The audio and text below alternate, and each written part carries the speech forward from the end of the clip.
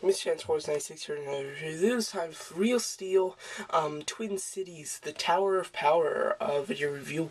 So here you go. So 2-pack up here. I did do the same thing with Adam because Adam also comes in this pack. If you buy your Real Steel toys at Toys R Us, it's going to be cheaper to do this way because they're $10 each, but then $19 if you buy this box set, or sorry, $18 if you buy this set. But what I just recommend is just going to Target, which has them for $8 each. Toys R Us overcharges, and I did buy all of my Real Steel toys at Toys R Us. Lucky me, I overpaid, but it's still totally worth it. So anyway, here they are. Twin Cities Power, Tower of Power. I can't say I love their name. Their little motto here, Tower of Power, that's pretty neat. But anyways, here he is on the back. That's how he looks. Very cool. It's versus with Adam. Very nice. He is strength 22%, speed 16%, intelligence 21%, and special moves 41%. So very cool. He's got some good stats. He kind of plays in the big arenas, the upper class arenas, as opposed to Mattis or Noisy Boy. They play in more lower class kind of arenas, so very cool. So he is pretty good in the movie. He should be the second to last battle that you see Adam fight. This is just, I mean, the movie hasn't been out yet. This is just my prediction based on the trailer, because he kind of goes up and up and up, and then he has one big fight with the Twin Cities, and then he beats them, goes to Zeus. So very cool. So I do have the entire first wave. I will compare them, but yeah. So articulation on them. He's got a ball hinge shoulders, hinge elbows, swivel wrist, ball hinge thighs, hinge knees, and swivel ankles, and they do kind of swivel at here too. But yeah, so there you go.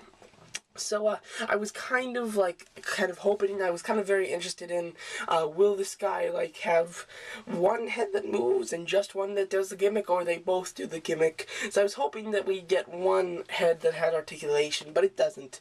They both do the gimmick together, so that's a shame. So very interesting, very cool. He looks cool. The only thing is, who would make a robot like this? They have to spend all that extra money and time building the two heads instead of just one. Yeah, it doesn't really make sense, but it doesn't matter. He looks cool.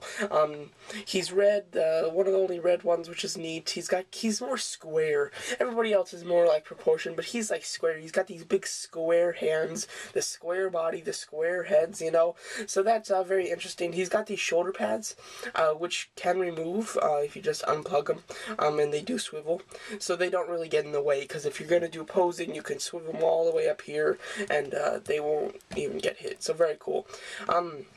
So yeah, so I do like these fists. One thing I really do like about the fists is the metal scrapes from punching out other robots. Very cool. The only other figure that has that kind of look is Mattis. I think is how you pronounce his name in here. Very cool. I really like that kind of look. It's very interesting and very nice with detail. As far as the rest of them, like Mattis, I know I'm saying his name wrong, but that other guy with the faux hawk or mohawk that I just showed you, he has those scrapes on his knuckles, and he has them all over his body. He doesn't. He just has them on his hands. So that's kind of cool. But the rest of them is pretty clean. It's pretty nice, so that's neat. The red painting is very good. In the movie, I don't know if you noticed from the trailer, but this guy has tons of detail on his chest, all these little squares, and his face and everything that this toy does not have. And it's kind of acceptable that he doesn't have it because this is a 3 3/4 inch scaled figure, so you know, you can't put all the detail from the movie in. But hopefully the next the 6-inch toy from this guy that comes out in Wave 2, hopefully he'll have better detail, and I definitely want to get him. I'm a fan of Twin Cities. I like them. The back here, great with detail. Nice silver backs. The backs of their heads are silver. I like that a lot. He's got all the joints on his legs that have some silver in them, but the back is just really cool. He's got a little loose hips behind when you swivel him because he's kind of top heavy and they're kind of weaker, so that's a shame as well. he can't stand up perfectly, and he can stand up for long periods of times, but after having him like that for weeks on your shelf, he might start to kind of lean back. So it's not a big deal, but it is, I just lean him against a wall, just because I need one robot to lean against the wall, and I was like, hey, why not him, because he's got the looser leg joints. So it's not necessary to, but you might want to.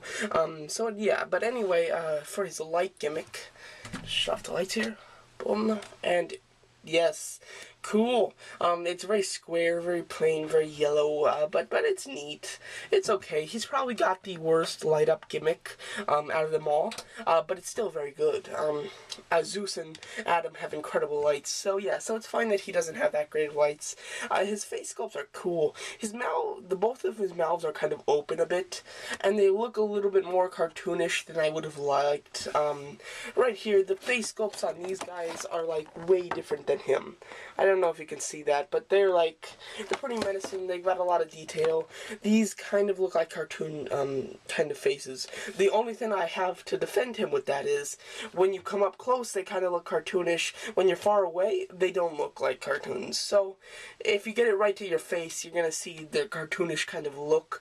But away from you, they're not. They're pretty movie-like, so that's nice. So in all, it's a good figure. I like the uniqueness of the character. So that's why I really like him. That's why I'm going to recommend him. If you like the unique character, the double head, if you like the villains, because I know there's really no villains in this movie, but there are competitors, and if you like the competitors, then he's not a bad one to pick up. He will fight Adam, so if you want somebody to pose Adam with other than Zeus, Twin Cities works great. So yeah, so they're nice figures, but they're not great. I do recommend them, but I'd not scream and recommend. So yeah, so very nice. They're definitely worth $8. Oh, in size comparison, right here, another robot, but from the Clone Wars. This robot is a bigger figure than most, and you see how he comes up to him, and not to mention, he is on a base. So these guys are way tall, and just their sheer plastic, and gimmick is worth any kind of put out you are by not having the swivel head or the swivel waist. So I do recommend Twin Cities. He's very nice.